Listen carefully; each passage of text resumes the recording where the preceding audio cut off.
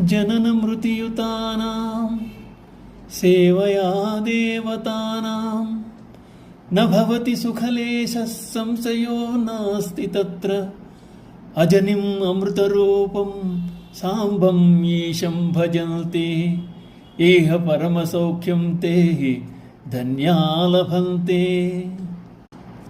ఎవరు జనన మరణములు లేనివాడు, అమృతరూపము కలిగినవాడు, అమ్మతో కూడినవాడు, నిరతిశయ సౌఖ్యప్రదుడు అయినటువంటి శివుని దేహం ఉన్నప్పుడే సేవిస్తున్నారో వారు కృతార్థులై మోక్ష సుఖమును పొందుతున్నారు. జనన మరణాలకు వశులైన దేవతలను సేవించడం చేత చివరకు విషయసుఖం కూడా లేశమైనా లభింపదు. అందు ఏమాత్రమూ సందేహం లేదు.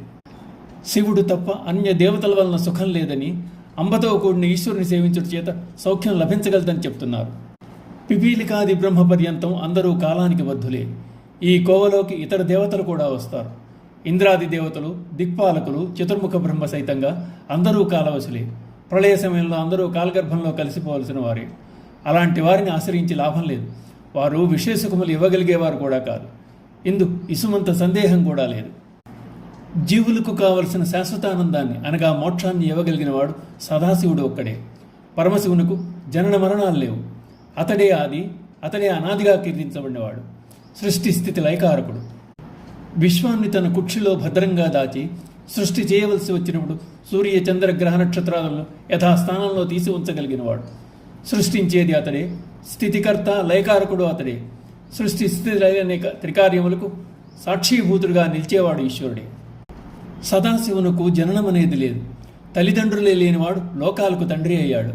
మృత్యువుకు అతీతుడు. కాకపోతే యమధర్మరాజు వక్షాన్ని తన్నగలిగేవాడే కాదు, కాలకూట విషాన్ని ఔపాసన పట్టగలిగేవాడే కాదు. అతడు నిత్యుడు, ఎప్పుడూ ఉండడం అనే ఆయన లక్షణం ఇతర దేవతలెవ్వరికూ లేనిది. మంగళకరుడు, శాశ్వతుడు.